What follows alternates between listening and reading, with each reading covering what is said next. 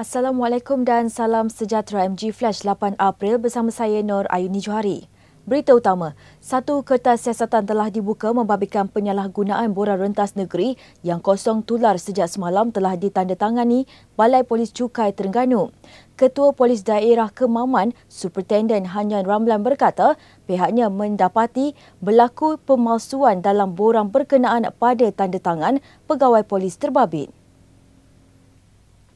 Hasil siasatan awal mendapati pemalsuan tanda tangan itu membabitkan Ketua Polis Balai Polis Cukai iaitu Inspektor Muhammad Ramiza Ramli pada borang tersebut.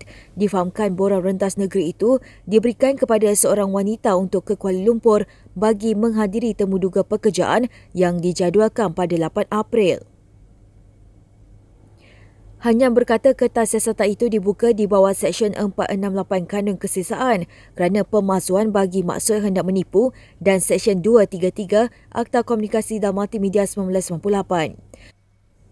Semalam tular di Twitter apabila seorang pengguna berkongsi borang rentas negeri kosong bertanda tangan dan cop dari sebuah balai polis dengan ayat dapat info terbaru ialah approve dulu baru isi form. Capan tersebut diulang sehingga 9,000 kali dan rata-rata warganet mempersoalkan tindakan pemohon itu yang didakwa tidak mengikut saluran yang betul. Seterusnya, seramai 15 warga asing ingin merentas negeri menggunakan surat kebenaran palsu ditahan ketika melalui sekatan Jalan Raya SJR di Kampung Tanah Putih, Gua Musang, Isnin lalu.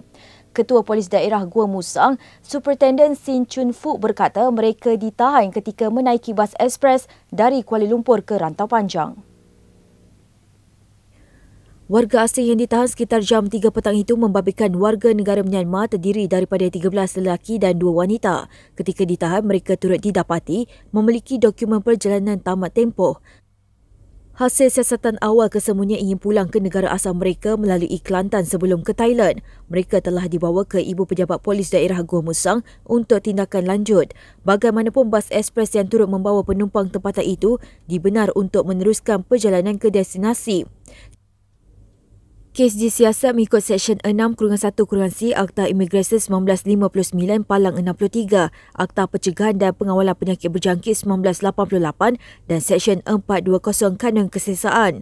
SIP berkata ia merupakan kes pertama membabitkan warga asing membawa surat kebenaran palsu untuk merentas negeri melalui Jalan Kuala Lipis, Gua Musang. Beralih ke berita politik, Presiden PKR Datuk Seri Anwar Ibrahim menafikan terbabit dalam audio tular perbualan bersama Presiden UMNO Datuk Seri Ahmad Zahid Hamidi.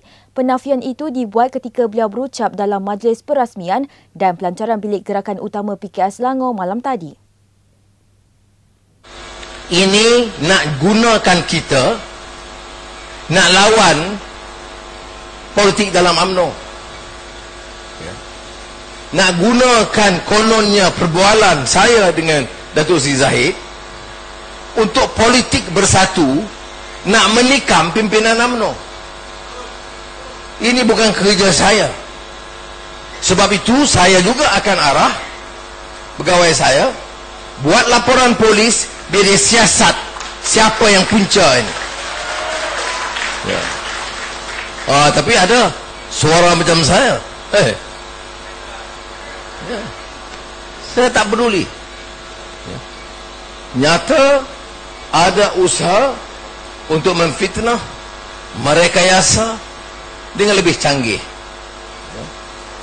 Dan supaya dalam keadilan orang tanya DAP atau amanah akan persoal, nasib baik kita ini rakan setia, dia tak mudah tergugat dengan fitnah-fitnah macam ini. Ya. Jadi Saudara Zahid pagi tadi menafik keras. Saya pada malam ini ingin menyatakan bukan saja penafian, tetapi ternyata ya, selain menafikan, ternyata ia ini menunjukkan betapa gundah gulananya pimpinan negara ini mencari. Semalam tular video berdurasi 4 minit 17 saat kedengaran suara mirip antara Datuk Seri Anwar memuji ucapan Datuk Seri Ahmad Zahid dalam Perhimpunan Agung UMNO 2020. Bagaimanapun Datuk Seri Ahmad Zahid dalam kenyataannya menafikan penglibatan beliau dalam rakaman audio perbualan telefon berkenaan. Hassan Gani Pangeran Amir akan dikenakan saman oleh Parti Warisan Sabah Warisan kerana gagal meletakkan jawatan sebagai Ahli Dewan Undangan Negeri Adun Sebatik. Dalam kenyataan itu, writ saman dan penyataan tuntutan telah dihantar di kediaman di Taman Fuliwa pada 3.35 petang semalam. Selain itu, Warisan berharap mahkamah dapat memaksa Hassan untuk memenuhi obligasi surat peletakan jawatan yang telah ditandatangani sebagai Adun Sebatik.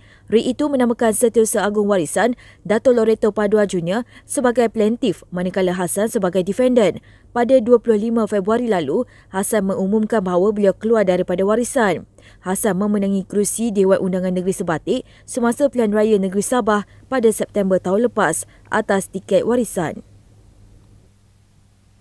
Sekian dahulu MG Flash buat masa ini. Terus bersama kami untuk perkembangan terkini dari masa ke semasa hanya di platform media sosial Malaysia Gazette di Facebook, Twitter, Instagram dan juga YouTube atau melalui portal di www.malaysiagazette.com.